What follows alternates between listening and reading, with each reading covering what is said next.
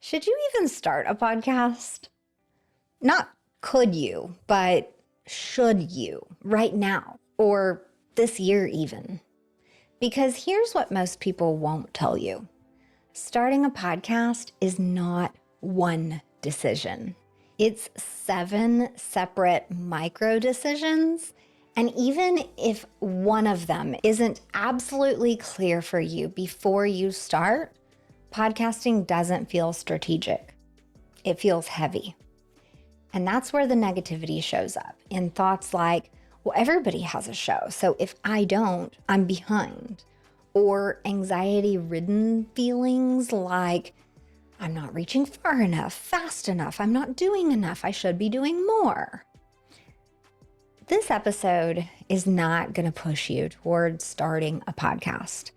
It might actually push you away, which some may have advised me against.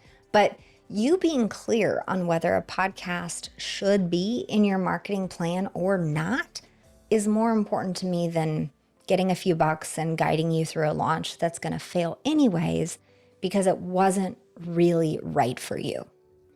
With this episode, if you launch a show, you'll have made these micro decisions, putting your show firmly in the more likely to be successful lane. And if you don't launch a show, you'll be confident about that decision, realizing there's another priority you wanted to do more or first. By the end, either way, that pressure will be gone. This conversation has the potential to save you months of unnecessary stress. You're listening to Podcasting for Financial Professionals, the show where smart business owners learn how to use podcasting as a serious growth tool, not just another marketing experiment. I'm Virginia Elder, podcast strategist and founder of Podcast Abundance. Since 2019, I've helped professionals stop guessing with their podcast and instead build a show that increases their authority, expands reach, and generates leads for their business. If you've ever wondered whether your podcast is actually generating leads or if you're just kind of publishing episodes and hoping for the best, you're not alone. And the issue usually isn't the content. It's that no one ever showed you what to track. Your podcast builds authority, warms leads, expands your reach, and creates opportunities long before someone ever hires you. But if you're only watching download numbers, you're missing most of the ROI. That's why I created the Podcast ROI Metrics Tracker, a free tool that helps you track 50 plus non-traditional metrics so you can finally see what your podcast is really doing for your business. Grab it now at podcastabundance.com/ROI-tracker. All right, let's get into the episode. Let's start by getting honest about what podcasting actually is when it's working. When podcasting works well, it's not a content channel. It's a relationship accelerator. It compresses trust. It pre-educates prospects. It filters out people who are not aligned. And it shortens sales cycles because listeners show up already understanding how you think and how you approach problems, and they already know whether they trust you. What podcasting is not is a shortcut to visibility. It's not a replacement for marketing fundamentals. It's not a magic lead faucet.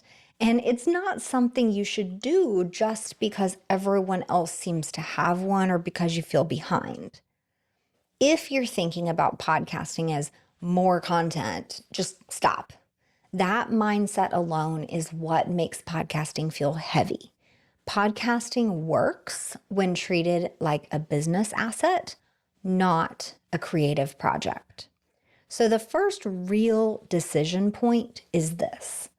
Does your business need trust or does it need attention right now? Podcasting is phenomenal for trust. It is not the fastest tool for attention. If your business needs immediate pipeline, fast list growth, or short-term revenue spikes, podcasting is probably not your best move. Paid ads, referrals, partnerships, or guesting on other people's podcasts will move the needle faster. But if your business needs deeper trust with better fit prospects, fewer price shoppers, shorter discovery calls, and clients who already understand your philosophy before they ever speak to you, podcasting starts to make a lot of sense. This is why podcasting tends to work best after you've validated your offer, but before you try to scale visibility aggressively. It shines in the middle of the funnel where trust matters most. The next decision is whether you actually have enough to say. Here's a simple gut check. Could you feasibly, easily outline 30 to 40 specific episode topics that your client genuinely cares about? Not market updates, not generic education, real questions, objections, fears, and decisions that they wrestle with every day. If you stall out at 10 ideas, that's not a failure. It just means that you may not need a podcast yet. A podcast amplifies clarity. It doesn't create it. So if your messaging is still evolving, podcasting is going to feel like pressure.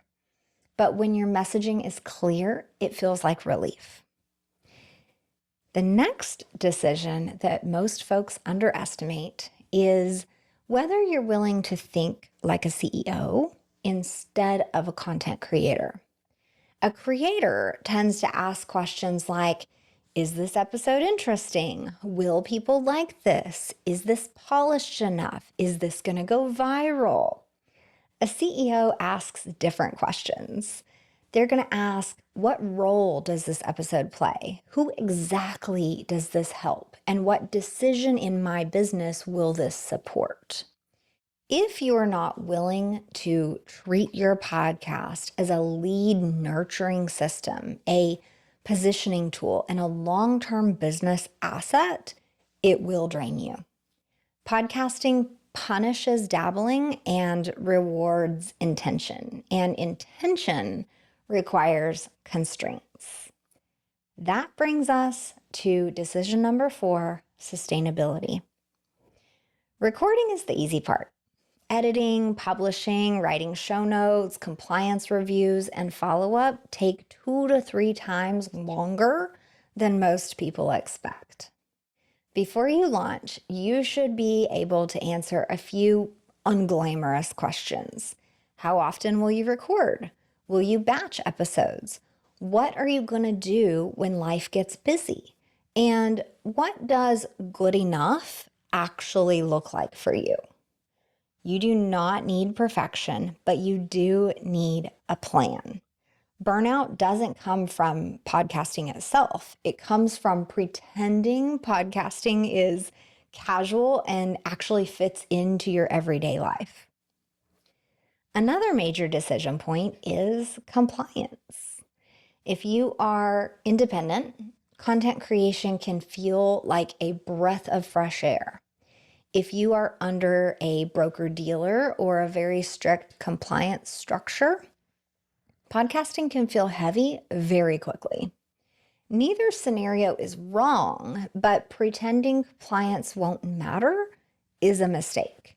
Before you start, you need clarity on who approves content, what formats are easiest to get through compliance, and whether your compliance team is willing to collaborate or simply police. If compliance is an immovable wall, podcasting may not be your first move. And that doesn't mean podcasting is off the table forever. It simply means that, maybe it's not right now. Now, let's talk about something most people skip entirely. Where does podcasting actually sit inside your overall marketing plan? Podcasting should not consume all of your time, budget, or attention as like a one-stop shop for marketing. I want it to be positioned as a stair step within your marketing plan. Ask yourself, what comes before the podcast? What comes after the podcast? And ask yourself how long this can realistically be your baby before it needs to feel automated and sustainable. Eventually, your marketing ecosystem might include podcasting, email, guesting, speaking, partnerships, SEO, and paid visibility like ads. Not all of those things can be launched at once, and podcasting should be a step within that plan, not the one and only piece of your marketing plan. Podcasting should earn its spot, not dominate everything or be the one thing that you're doing. That leads us to micro decision 7. There is one final decision point that almost no one considers early enough, and it matters more than most people realize.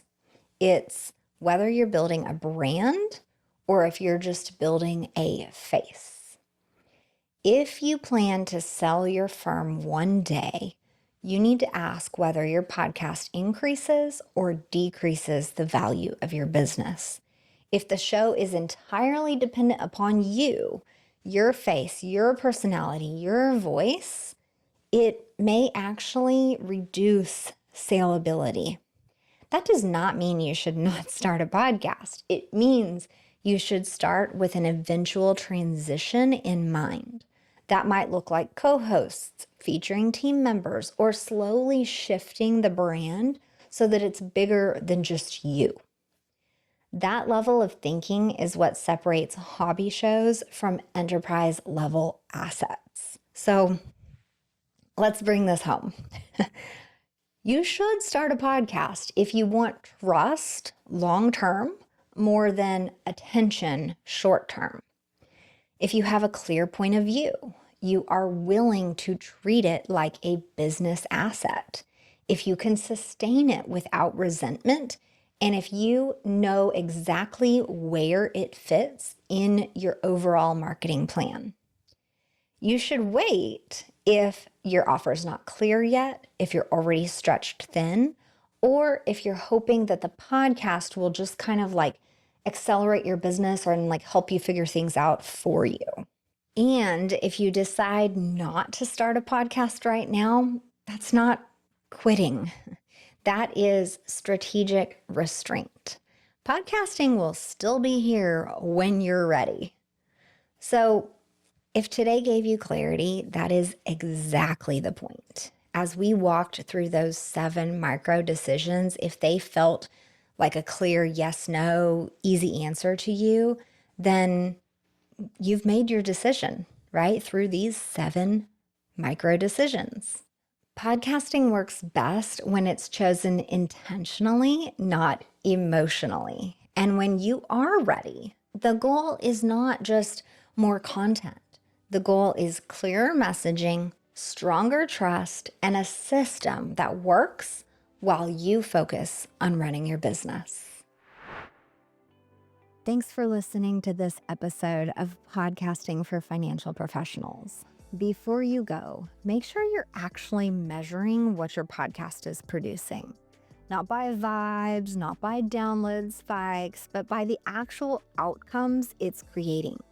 Authority, visibility, and leads for your business. Your podcast is doing more than you think. You just need a way to see it. That's why I created the Podcast ROI Metrics Tracker, a free tool that helps you track the real return your podcasting for business is creating. From authority and visibility to leads and opportunities across many categories. Download it right now at podcastabundance.com/ROI-tracker.